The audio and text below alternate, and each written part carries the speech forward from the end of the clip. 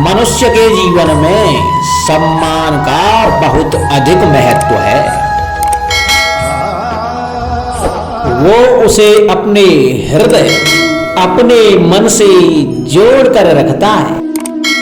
कदाचित हम इसीलिए शत्रु के सम्मान पर चोट पहुंचाते हैं ताकि उसे पीड़ा पहुंचाई जा सके, परंतु ऐसा करने से सावधान रहें मित्रों। शरीर पर लगी चोट मनुष्य भुला सकता है, परंतु उसके सम्मान पर लगी चोट उसे जीवन भर पीड़ा देती है। और स्त्री के मान सम्मान पर लगी चोट उसे उस सीमा तक ले जाती है जहां उसे केवल प्रतिशोध दिखाई देता है। यदि अपने शत्रु को जीतना है तो प्रेम से जीती, अपने कर्मों से जीती। उन्हें अनुभव करवाइए कि उनसे भूल हुई है। किसी के सम्मान को ऐसी चोट ना पहुंचाइए कि वो आपका नाश करने पर उतर आए।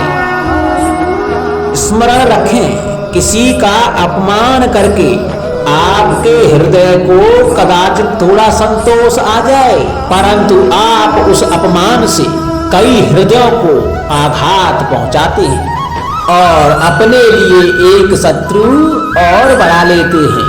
हम सब शीघ्र ही सफलता चाहते हैं, ढेर सारी संपत्ति और सुख चाहते हैं, और ऐसे में कई बार हम छोटे मार्गों का चयन कर लेते हैं।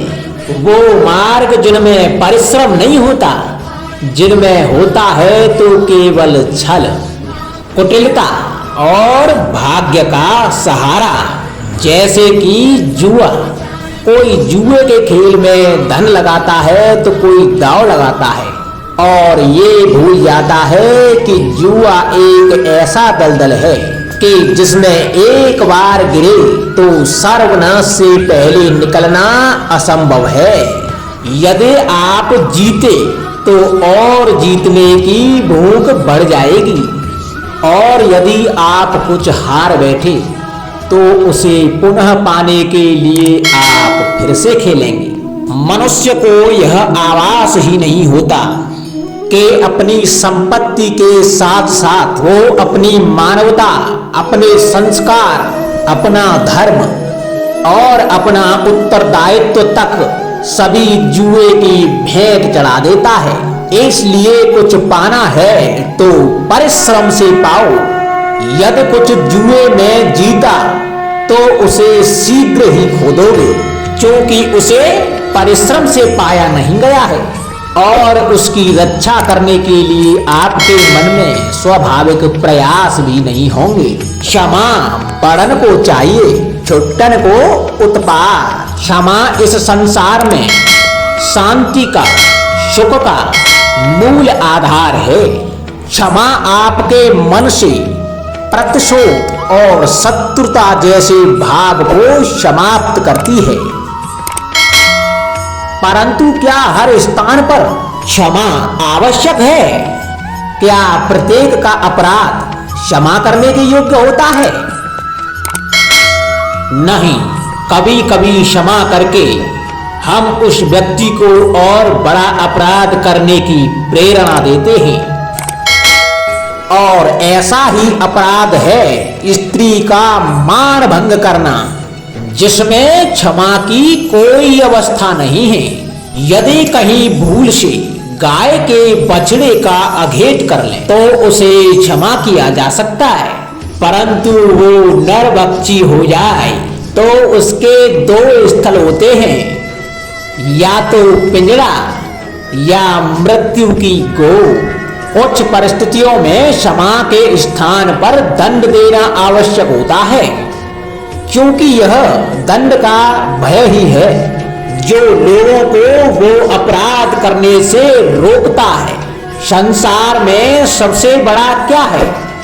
अभिमान या बाहुबल या विश्वास और आस्था? निश्चित रूप से बाहुबल के महत्व को नकारा नहीं जा सकता। मनुष्य अपने बाहुबल से पर्वत को मैदान बना सकता है, सागर सुखा सकता है, मरुस्थल में नदियां बहा सकता है, परंतु बाहुबल को सहारा होता है विश्वास का। यदि मन में विश्वास ना हो तो बाहुबल किसी काम का नहीं। अर्थात वो कौन सा बल है कि मोर आकाश की ओर ताकते हैं? हाँ, वो विश्वास ही तो है जिसके कारण वर्षा होती है और मोरों की प्यास बुझती है।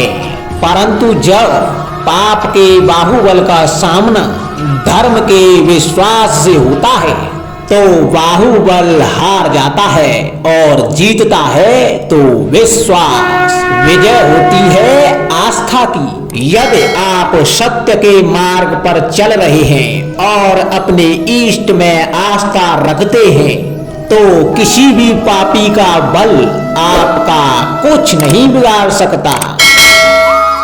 कभी सोचा है हमारा जीवन भी उस रेत की घड़ी की भांति है। जो रेत नीचे गिर चुकी है वो हमारा अतीत है, जो अभी ऊपर है वो हमारा आने वाला भविष्य है और वर्तमान मध्य स्थल है जहाँ से धीरे धीरे करके रेत गिर रही है। अर्थात हमारे पास जीने के लिए यही एक क्षण है। उसका उपयोग कैसे करना है ये केवल आपके हाथ में है। जो बीत गया उसका दुख मनाना है या जो भविष्य में होने वाला है उसकी प्रतीक्षा में क्रोध करना है। सब कुछ करने के लिए यही एक क्षण है। प्रसन्न रहना है तो उसके लिए भी यही एक पल है। प्रतीक्षा करते रहोगे तो यह पल भी भूतकाल में बदल जाएगा। इसलिए आनंद के लिए, परोपकार के लिए प्रतीक्षा ना करिए।